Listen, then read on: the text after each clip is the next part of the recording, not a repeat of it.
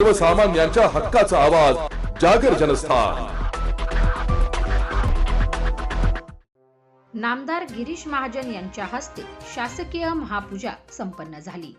एकादशीच्या दिवशी मध्यरात्री 11:30 ते 1 वाजेच्या दरम्यान निवृत्तीनाथ मंदिर संस्थानाच्या वतीने संस्थानाच्या अध्यक्षा हरिभक्त परायण कांचनताई जगताप, निलेश गाडवे, ॲडव्होकेट सोमनाथ घोटेकर, सचिव अमर ठोंबरे, पालखी प्रमुख नारायण मुठाळ, विश्वस्त माधवदास महाराज राठी, श्रीपाद महाराज कुलकर्णी, राहुल महाराज साळुंके, प्रसिद्धी प्रमुख नवनाथ महाराज गांगुर्डे आदींनी नाथांच्या संजीवन समाधीची षोडोपचारी पूजा केली। या पूजेचे पौरोहित्य समाधीचे पुजारी तथा विश्वस्त हरिभक्त पारायण जयंत गोसावी यांनी केले। यानंतर पहाटे 4 वाजता नगरपालिकेच्या वतीने शासकीय महापूजेचे आयोजन करण्यात आले। राज्याचे जलसंपदा मंत्री नामदार गिरीश महाजन व आमदार हिरामन खोसकर यांनी सपत्नीक महापूजा केली। यावेळी अक्षय महाराज भोसले, लक्ष्मण सावजी, संपतराव सकाळे, तहसीलदार श्वेता संचिती, मुख्य अधिकारी डॉक्टर श्रिया देवचके, कैलास घुले, पोलीस उपनिरीक्षक वासुदेव देसले आदींसह पदाधिकारी उपस्थित होते। शासकीय महापूजेनंतर मंदिराच्या सभामंडपात छोटेखानी सत्कार समारंभाचे आयोजन करण्यात आले होते। त्र्यंबक नगर परिषद व निवृत्तीनाथ मंदिर संस्थानच्या वतीने नामदार गिरीश महाजन, आमदार हिरामन खोसकर व प्रमुख अतिथींचा सत्कार देखील करण्यात आला। तसेच प्रथम दर्शनार्थी पेठ तालुक्यातील दाभाडे येथील रहिवासी सीताराम जयराम भोये व मंजुळा सीताराम भोये या दाम्पत्यांचा मंत्री महोदयांच्या हस्ते सत्कार करण्यात आला। या कार्यक्रमाचे प्रास्ताविक नवनाथ महाराज गांगुर्डे यांनी केले। अमल ठोंबरे यांनी सभा मंडपासाठी 5 कोटी रुपयाचा खर्च असून एवढा निधी लोकवर्गणीतून उभा करणे शक्य नसल्याने शासनाने मदत करावी, तसेच प्रसाद योजनेचा निधी रखडल्याने काम बंद पडल्याचे सांगत अडकलेले 40 कोटी रुपये आणण्यासाठी प्रयत्न करण्याची विनंती केली।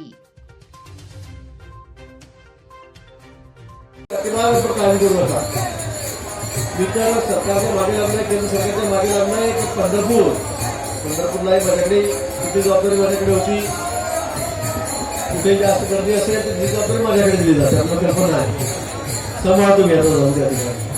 पंढरपूरची जबाबदारी माझ्याकडे होती आणि आता तर नाशिकची जातो आपलाच आहे, त्यामुळे तुम्ही काळजी करू नका। तसं उज्जैनला आपण बघितलं, तेवढं मोठं कॉरिडॉर झालं, 1000 कोटी रुपये काय करतात, 1000 कोटी खर्च करतायत। अयोध्येला राम मंदिर झालं, किती वर्ष खर्च झाले, वाराणसीमध्ये त्या ठिकाणी आता कुंभमेळा चाललेला आहे, अयोध्येमध्ये गेलं तर मथुरेला जाऊन बघा काय चाललेलं आहे। जे आपले तीर्थक्षेत्र आहेत त्या सगळ्या ठिकाणी कायम होत चाललेला आहे।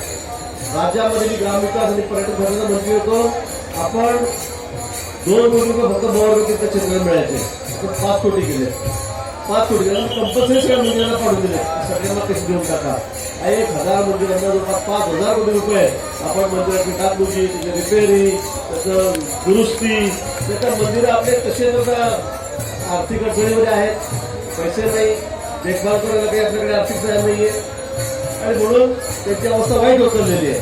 आणि म्हणून देवेंद्रजींना सांगितलं काही करायचं, एखादी मला काही करा आणि या मंदिराचं पुनर्जीवनाच्या ठिकाणी झालं पाहिजे आणि म्हणून 5000 कोटी रुपये वर्ग मंदिरासाठी फक्त त्या ठिकाणी दिले।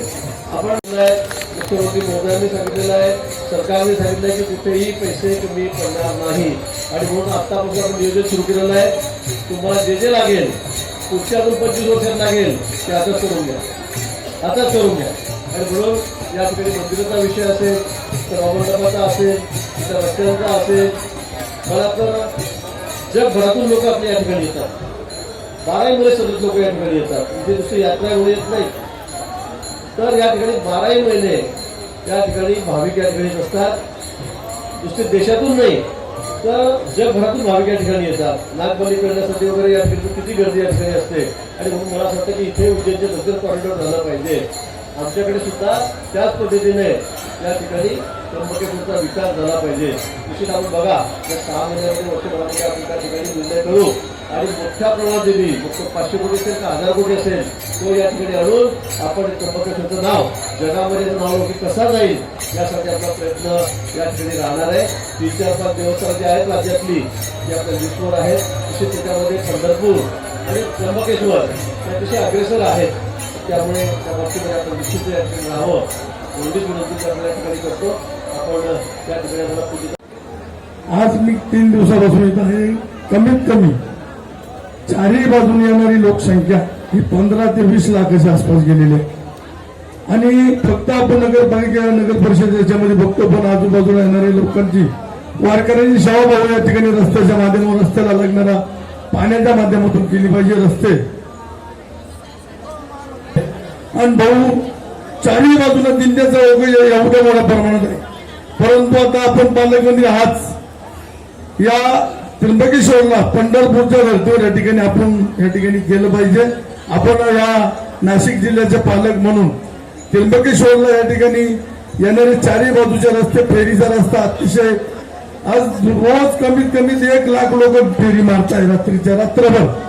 आणि खूप मोठी अडचण आहे. एक 18 किलोमीटरचा आणि एक 24 किलोमीटरचा अशी दोन्ही फेरीचा मार्ग आहे. त्याचं ते सगळं करा. पाणी खूप मोठं पाणी कमी पडतंय मॅडमनी सांगितलं. आणि हे काही चाललंय भाऊनी जर ठरवलं तर हे भाऊला कोण शक्य नाही, म्हणजे काही एकदम काहीच म्हणजे किरकोळ काम आहे भावांच्या पुढे. तर भाऊनी या सभा मंडपाच्या बाबतीमध्ये जास्तीत जास्त लक्ष द्यावं.